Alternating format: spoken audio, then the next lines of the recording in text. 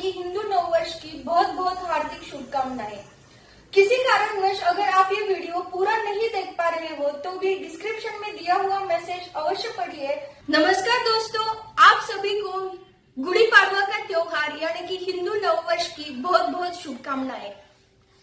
गुड़ी पाड़वा के इस त्योहार पर हम आज एक नया प्रण ले लेते हैं, क्योंकि हम कोई भी नया कार्य, अच्छा कार्य करने के लिए इस दिन को बड़ा शुभ मुहूर्त मानते हैं।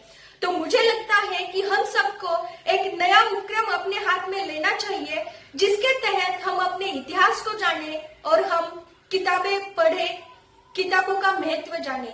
तो अभी मैं आपको किताबों का महत्व और इतिहास का क्या महत्व है वो बताने जा रही हूँ, और उसके बाद मैं आपको 2-3 किताबों के बारे में बताऊंगी जो कि हम सबके पास जरूर होनी चाहिए, क्योंकि जब हम समाज में अपना व्यवहार करते हैं तो हमें इन किताबों के जरिए ही पता चलता है कि हमें कैसा व्यवहार रखना चाहिए और क्या करने से हम ना सिर्फ बाहरी लोगों को दिखाने के लिए बल्कि अंदर से भी हम अपने आप में एक अच्छे और विकसित नागरिक बन जाते हैं।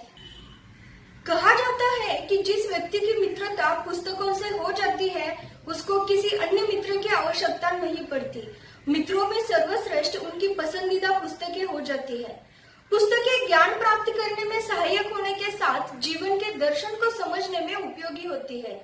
व्यक्ति के चहुमुखी व्यक्तित्व के विकास के लिए पुस्तकों की भूमिका बढ़ जाती है। लोकमान्य बाल गंगाधर तिलक ने कहा था कि मैं नरक में भी पुस्तकों का स्वागत करूंगा, क्योंकि इनमें वह ताकत है कि पुस्तकें जहां भी होगी वही स्वर्ग बन जाएगा। तिलक जी के शब्दों से स्पष्ट होता है कि पुस्तकें केवल ज्ञानार्जन का ही साधन नहीं है, बल्कि सुख और आनंद, उल्लास, उत्साह आदि को बढ़ाने में भी महत्वपूर्ण है। गांधी जी ने भी कहा था कि पुराने वस्त्र पहनो और नई किताब पढ़ो। पुस्तकें पढ़ने से व्यक्ति जीवन की प्रत्येक कठिनाई तथा विपरीत परिस्थितियों में भी अपने आप को सकारात्मकता की ओर ले जाकर स्वयं का मार्गदर्शन करके जीवन को नई दशा और दिशा प्रदान कर सकता है। पुस्तकें पढ़ना एक शौक है और इसका विकास बाल्यावस्था में ही हो जाता है। जो व्यक्ति अपने बचपन में किताबों से प्रेम कर लेता है वह जिंदगी भर कभी अकेलापन महसूस नहीं करता।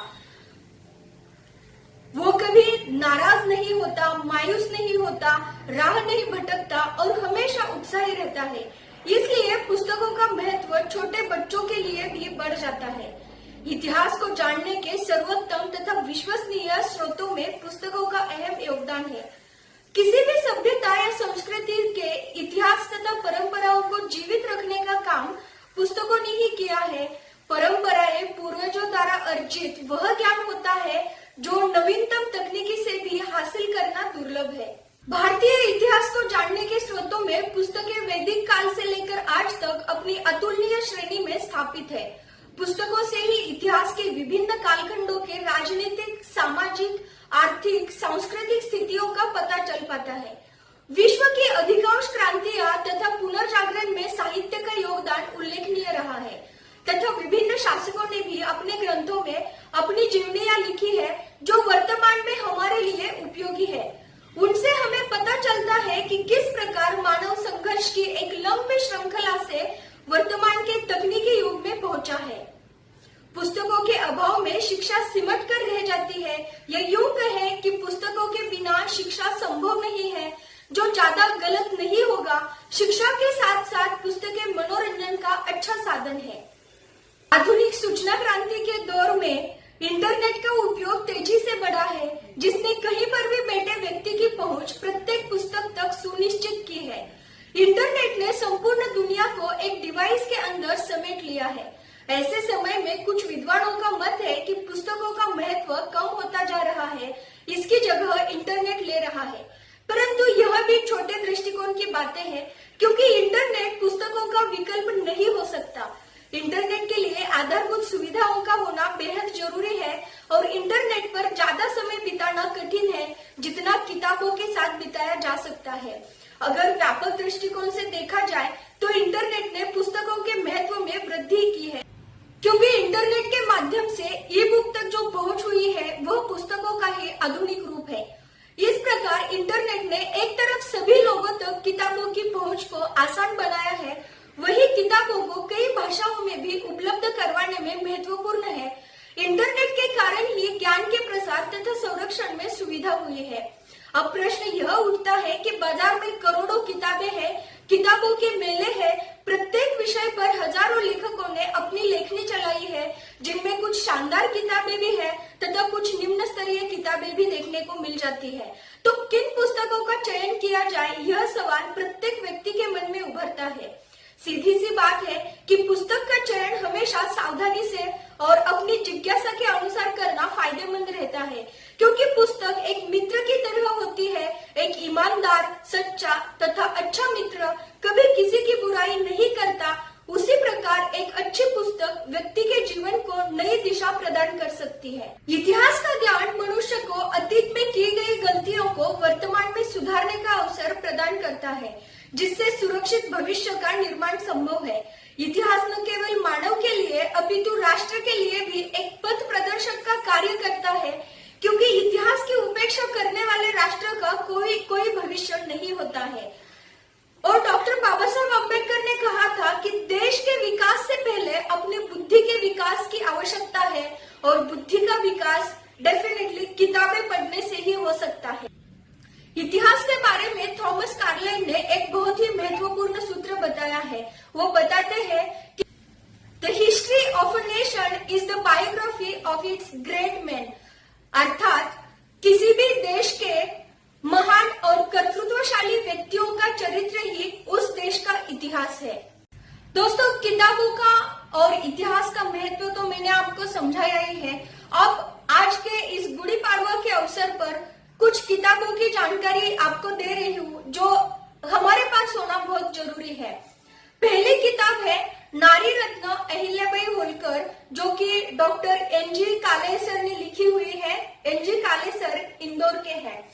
अब इस किताब के बारे में अगर कुछ बताना है तो पहले लेखक के बारे में भी थोड़ा बता देती हूँ। अहिल्याबाई होलकर यह भारतीय इतिहास में एक अभूतपूर्व व्यक्तित्व है। वे एक धर्मशील परंतु कर्तव्यनिष्ठ महारानी थी, कर्मयोगिनी और राजयोगिनी थी। अहिल्याबाई के समान और भी रानियां हो गई हैं, किंतु देवी की उपाधि केवल अहिल्याबाई को ही मिली है। अहिल्याबाई ने अपनी सारी संपत्ति शिवार्पण करके बहुजन हिताय, बहुजन सुखाय संपूर्ण भारत में निर्माण कार्य किए। कावड़ यात्राओं से राष्ट्रीय एकता को मजबूत किया, अपनी प्रजा को पुत्रवत पाला। डॉक्टर एन.जी. काले साहित्य, इतिहास एवं अहिल्या चरित्र के श्रेष्ठ अभ्यासक है। उनकी ग्रंथ संपदा और लेखन अनगिनत है। प्राप्त स्मरणीय, गंगाजल निर्मल, पुण्य श्लोक देवी अहिल्याबाई के जीवन एवं कार्यों का यह संकलन आप सबको अवश्य पसंद आएगा, और ऐसी किताब हमारे पास जरूर होनी चाहिए। किताब देख लीजिए, नारी रत्न अहिल्याबाई होलकर, लेखक है डॉक्टर एन.जी. काले सर। अभी मैं जो आपको बताने जा रही हूँ वो किताब है महेश्वर की महाश्वेता, जिसे लिखा है डॉक्टर गणेश मतकर सर ने, और ये है अहिल्याबाई पर एक महानाट्य। महेश्वर की महाश्वेता यह डॉक्टर गणेश मतकर की महत्वपूर्ण ऐतिहासिक नाट्य कृति है। मातोश्री देवी अहिल्या के जीवन चरित्र पर आधारित इस महानाट्य को उन्होंने ईस्वी सन 2008 में अपनी लेखनी से आकार दिया। इस महानाट्य की प्रस्तुति 50,000 दर्शकों की उपस्थिति में इंदौर नगरी में लगातार 6 दिन तक की गई थी। यह अपने आप में एक इतिहास बन गया है। इस महानाट्य की पुनर्निर्मित सन 2020 में हुई है। श्री बलराम वर्मा की सौजन्य से जत्रा संस्कार महोत्सव में इस महानाट्य की 2 सफल प्रस्तुतियां हो गई। इस महानाट्य को पुस्तक रूप में प्रकाशित करके अहिल्या चरित्र का यह प्रेरणादायी महाअध्याय समस्त भारत में तथा विश्व भर में पहुंचाने का लेखक का मानस है, और मुझे भी विश्वास है कि आप सबको भी ये महानाट्य बहुत पसंद आएगा। दोस्तों, दर्शकों से और आपसे मेरा निवेदन है कि ये जो महानाट्य है हमारे किसी भी महापुरुष के विचार हो, आचार हो या उनकी जीवनी हो, लोगों तक पहुंचाने का बहुत अच्छा माध्यम आजकल जो है वो है वीडियो के जरिए, दिखाने के जरिए। तो हम इस महानाट्य के आधार पर इसका प्रयोग अपने स्कूल कॉलेज में भी कर सकते हैं, अपने गांवों में भी कर सकते हैं, और भारत की इस महान नारी के बारे में हम पूरी दुनिया को भी बता सकते हैं, क्योंकि इनका जो है आदर्श राज्य कार्यकाल माना गया था और पूरे विश्व में इनको आदर्श महारानी के तौर पर जाना जाता है। महारानी अहिल्याबाई जिस राजवंश से आती है वो है इंदौर का होलकर राजवंश। उसका शासनकाल ईस्वी सन 1728 से 1948 तक कुल 200 वर्षों का रहा है। होलकरों का कार्य क्षेत्र सिर्फ मालवा में ही नहीं रहा, बल्कि उनके सांस्कृतिक धरोहर जो है पूरे भारत भर में फैले हैं। इस राजवंश के 14 शासक हुए।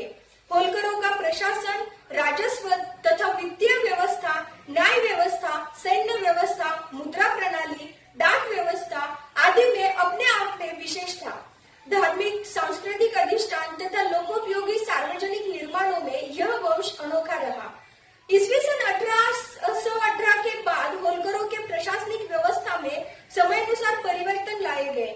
होलकर राज्य के प्रशासन पर ब्रिटिश प्रणाली का प्रभाव पड़ा। होलकर राजवंश के शासकों में से श्रीमंत सूबेदार मल्हारराव होलकर, देवी अहिल्याबाई होलकर, प्रथम यशवंतराव, द्वितीय तुकोजीराव तथा द्वितीय यशवंतराव आदि शासकों ने प्रशासन पर अपने कार्य प्रणाली की गहरी छाप छोड़ी थी। होलकर राजवंश की प्रशासन व्यवस्था भारत के इतिहास में विशिष्ट मानी गई है। अनेक भारतीय तथा विदेशी इतिहासकार और शोधकर्ताओं ने इतिहास की गौरवपूर्ण शब्दों में प्रशंसा की है। अहिल्याबाई होलकर का 30 वर्षों का शासनकाल तथा प्रशासन विश्व के इतिहास में आदर्श माना गया है। डॉक्टर ज्योत्सना होलकर खराटे एक सुविख्यात इतिहासकार एवं साहित्यकार है और उनका यह ग्रंथ इतिहासकार, संशोधक तथा पाठकों को उपयोगी सिद्ध हो जाएगा, इसमें कोई भी संदेह नहीं है। जो भी आज के तरुण नौजवान है, पढ़ाई कर रहे हैं, पढ़ रहे हैं, जो भी अपने सामाजिक या राजकीय क्षेत्र में कार्य करना चाहते हैं या जो प्रशासन में आकर समाज की सेवा करना चाहते हैं, उनके लिए ये किताब पढ़ना बहुत जरूरी है। जैसे कि मैंने पहले ही बताया, इंदौर की महारानी केवल उनका जो कार्य क्षेत्र है वो केवल मालवा प्रांत तक सीमित ना रहते हुए उन्होंने अपनी सांस्कृतिक धरोहर पूरे अखंड भारत में जगाई थी। उनके लोकोपयोगी कार्य जो है वो पूरे अखंड भारत में फैले हुए थे और उन्हीं जिनका राज्य कार्यकाल पूरे विश्व में आदर्श माना गया, जिस महारानी को मानव जाति में केवल एक ही वो महारानी ऐसी हुई जिनको पुण्य श्लोक कहा गया, वो मातोश्री गंगाजल निर्मल प्रातस्मरणीय देवी अहिल्याबाई के बारे में और एक किताब है, मराठी में किताब है वेद अहिल्याबाईंचा। इसके लेखक है डॉक्टर देवीदास पोटे सर। अब इस किताब के बारे में बताने जाए तो इसमें अहिल्याबाई के जो विविध गुण और उनके जो अनेक पहलू हैं उसके बारे में जानकारी दी गई है। जैसे कि उनकी समर्पित वृत्ति हो, कल्याणकारी राज्य कारभार का प्रतीक हो, उनके राजनीति का संभाव हो, उदारमतवाद हो या सहिष्णुता हो, उनके लोकोपयोगी कार्य करने की प्रेरणा हो, ऐसे उनके बारे में अनेक पहलू इस किताब में आए हुए हैं। और पुण्यश्लोक अहिल्याबाई के लोकोत्तर व्यक्तिमत्व और कल्याणकारी कार्य के पहलू हमें फिर बार बार पढ़ने चाहिए, अभ्यासने चाहिए और स्मरण में रखने चाहिए और उनका अनुसरण भी होना चाहिए। वो ऐसे ही है। डॉक्टर देवीदास पोटे इतिहास के अभ्यासक है और अहिल्याबाई के चरित्र विषयक उन्होंने विशेष संशोधन किया हुआ है। यह जो ग्रंथ है वेद अहिल्याबाईंचा, ये ग्रंथ आप सबको एक उपयुक्त संदर्भ ग्रंथ भी सिद्ध हो सकता है और मुझे आशा है कि इस ग्रंथ में जो बताए हुए उनके अनेकों पहलू हैं, जैसे कि अगर इस किताब के बारे में बताने जाए तो इस किताब में अहिल्याबाई के जो भी गुण वर्णन है उनके बारे में बताया है। जैसे कि उनकी उदारता हो, उनका प्रेमल स्वभाव हो, शिस्त हो, उनकी सात्विकता हो, परोपकार, स्वाभिमान, निरपेक्षता, वो कितनी मुत्सद्दी थी, कैसे प्रजापालक थी, वो अजात शत्रु कैसे थी, क्योंकि हम जानते हैं कि उनके लोकोपयोगी कार्य के लिए उनके बाहर के राज्यों ने भी कभी उनको विरोध नहीं किया। उनके राज्य कारभार की भाषा कैसी थी, युद्ध नीति कैसी थी, उनका पत्र व्यवहार कैसा था, उनका परराष्ट्र धोरण कैसा था, इन सब के बारे में इस किताब में जानकारी दी गई है और करीब अहिल्याबाई के 111 पहलू पर इस किताब में चर्चा की गई है। तो मुझे लगता है दोस्तों कि हम सबके पास ये किताब भी अवश्य होनी चाहिए। दोस्तों, अभी बताए गए चारों किताबों के बारे में नीचे डिस्क्रिप्शन में मैंने जानकारी दे दी है। किताबों की कीमत क्या रहेगी और वो आपको डिस्काउंट पर भी मिल जाएगी, किताबें अपने घर तक पहुंच जाएगी। कैसे किताबें ऑर्डर करनी है और कैसे आप उसे पा सकते हो, ये नीचे डिस्क्रिप्शन में इंफॉर्मेशन दे दिया है। प्लीज आप एक बार डिस्क्रिप्शन पढ़ लीजिए और किताबें आज ही ऑर्डर कर लीजिए। धन्यवाद।